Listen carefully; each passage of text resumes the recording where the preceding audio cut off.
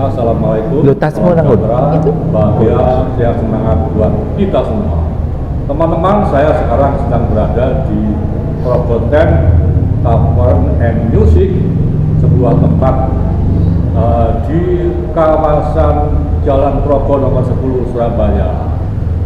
Saat ini saya sedang bertemu dengan Mbak Ita Nasiah, seorang wartawati, dan Mas Hengki Kurniadi, seorang budayawan, penggiat seni, penerbit buku, dan kegiatan lainnya yang berhubungan dengan seni budaya.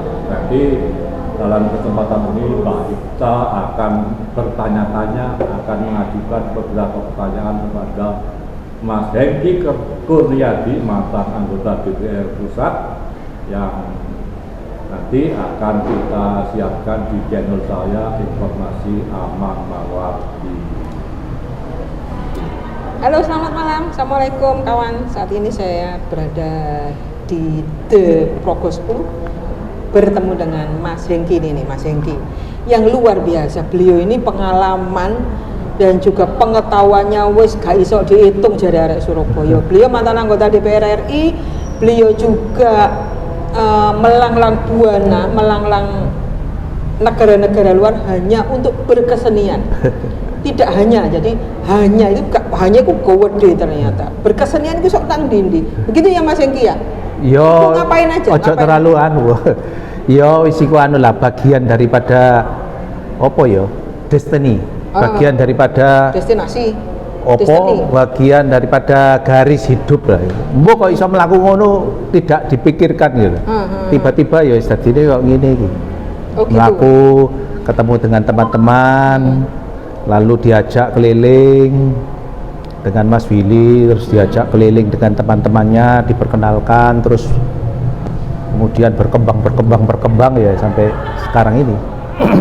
Yang Anda dapat apa dari sana? Awalnya kan Anda ini seniman, budayawan yang lahir dari tokoh akademisi. Kakek buyut Anda ini kan orang hebat, mantan menteri, gitu kan. Kakak-kakak Anda ini juga sekolahnya di luar negeri yang notabene-nya sekolah angel. Tiba-tiba Anda berbelok sendiri ke budaya. Apa sih? Kalau di keluarga yang kalau kesenian itu ada, tapi kesenian yang murni. Murni seni? Iya, koyok Maya Hasan, Harpa, Iwan Hasan, Pak sepupu saya, Pak D. Okay. Kalau saya itu, yo kesenian yang lebih ke sastra lah, gitu. Okay.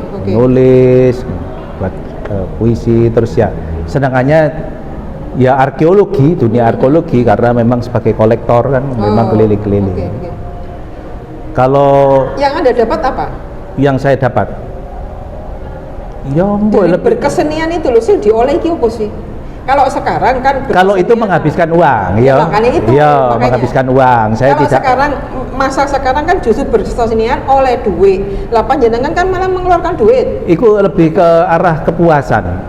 Oke. Kepuasan, tapi saya tidak pernah menyesali mengeluarkan dana. Jadi yang tidak ternilai itu, iya kan? Ya lumayan lah kalau untuk.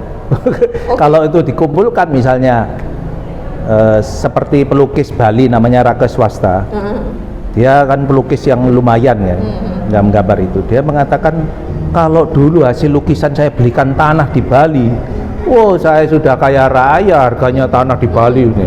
Ya sama juga kalau saya dulu, daripada saya belikan yang segala macam ini, saya rupakan dengan ini. Oh, tapi kan berkembang. Tapi saya tidak pernah menyesali itu. Beginilah memang garis hidup saya. Bersama teman, tidak menyesal. Terlebih ketika panjenengan sudah terjun di dunia politik yang notabene jauh dari berkesenian, jauh dari teman-teman Anda seperti Mas Rendra, kemudian Mas Jaboy, atau kemudian Bang Eros Jaro, dan lain-lain, gimana? Ya saya itu kan banyak ruang-ruang ya, karena pergaulan saya itu bermacam-macam. Saya ada di teman-teman bisnis, kemudian ya ada di teman-teman yang dulu ketika di politik. Tapi kalau di teman-teman seniman ini ya enaknya sak duluran. Itu memang memang wilayah saya itu, memang wilayah saya. Gitu ya. Dan saya ini merasa generasi yang beruntung karena beruntungnya saya adalah generasi yang paling lengkap mengalami kebudayaan. Saya mengalami dunia musik itu mendengar dengan kaset, kemudian berubah jadi VCD. Iya, VCD sebelumnya juga ada kaset gulungan, kaset beta, kemudian VHS. Iya, kemudian jadi laserdisc, terus compact disc. Sekarang sudah semua YouTube semua sudah. Jadi lengkap ya hidupnya? Lengkap. Dari koran itu saya bacanya koran, kemudian sampai sekarang tidak perlu koran. Berita itu semua dari gadget. Ya, dari gadget. Jadi mengalami suatu perubahan yang dahsyat. Ya, yang paling lengkap perubahan itu, yaitu generasi saya. Nah, yang didapat dari perubahan itu apa, Mas?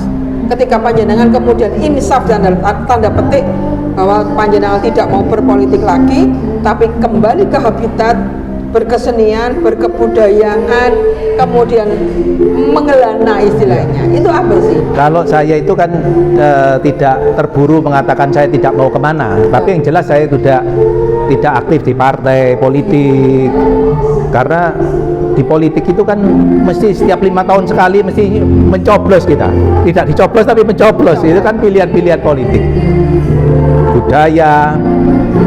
Dan saya merasakan nanti setelah kita pandemi seolah peradaban itu di restart. Kalau dulu bekerja itu kantor, sekarang work from home, semua jadi serba mobile, online. Zaman saya itu perlu offline, perlu kenyataan. Sekarang itu ada dunia seperti metaverse. Ada avatarnya sendiri. Nah, itu kan banyak penyakit jiwa di situ. Penyakit jiwa? Lah, iya. Obatnya apa? Lah, kalau misalnya saya di dunia mayanya, dunia avatar, saya nyata ada avatar yang Hengky Kurniadi secara online. Lah, ini lebih populer, lebih ganteng, lebih kaya. Saya melihat saya bercermin, loh, kok aku sing nang kono kok lebih hebat daripada ini, kan saya sakit nanti. Oh gitu. Nah, ini kan dunia sekarang berubah. Ya? Perlu proses berarti. Baru proses. Oke. Sekarang kita merasakan hegemoni US dollar, ya toh. Saya tidak pernah mengalami di mana pencetakan US dollar itu dengan cadangan emas, sudah nggak ada lagi ya. Kalau dulu kan pasti sekarang US dollar. Sekarang sudah kripto. Betul.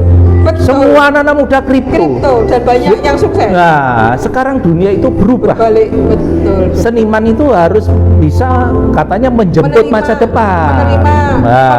Merubah. Oke. Kalau misalnya pelukis, lah bagaimana kita menyiasati dengan kondisi zaman sekarang? Nah, kalau menurut panjenengan gimana? Misalkan pelukis kan butuh melukis dengan kanvas, melukis dengan cat, melukis. Nah, kalau sekarang era seperti ini ya apa, Mas? Menurut panjenengan? Nah, sekarang itu kan banyak yang dijual itu antara virtual reality dan augmented reality. Berarti nggak butuh pameran? Pameran offline nggak butuh? Iya, kita kan perlu bikin website. Yang 3D-nya lengkap, itu seniman. Dan itu ternyata bisa dijual.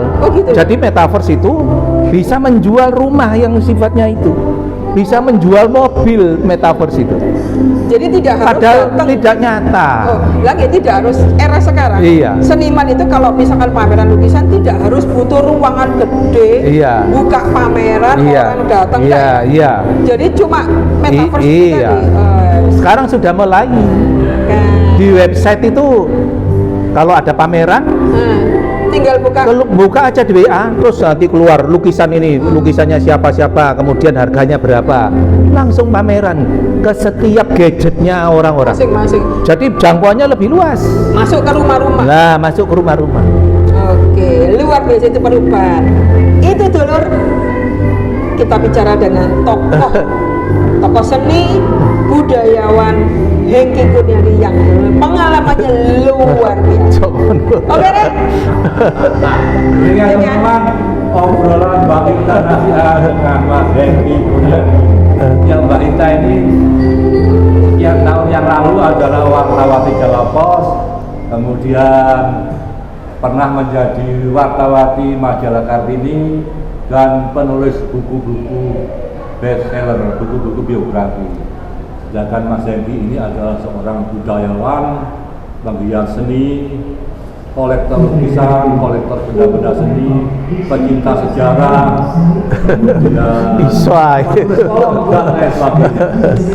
Demikian teman-teman wawancara kita, semoga bermanfaat buat kita semua. Wassalamualaikum, salam sejahtera, bahagia, sehat semangat buat kita semua.